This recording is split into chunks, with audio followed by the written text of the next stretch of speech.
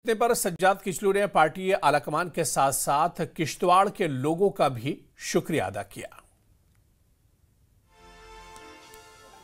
मैं अपने रब का मशकूर हूँ, जो इज्जत और जिल्लत जो है उसकी तरफ से होती है।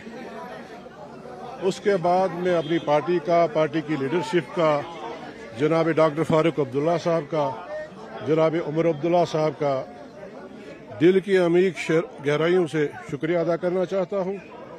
और अपने सीनियर लीडर्स जो हर वक्त मेरे साथ रहे, मेरी सपोर्ट में रहे, उनका भी मशकूर हूं।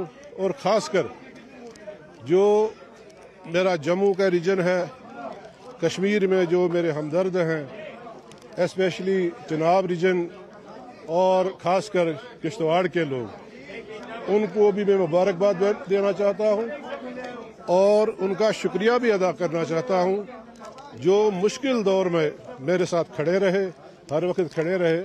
मैं उनका जितना भी मशकूर हूँगा उतना कम।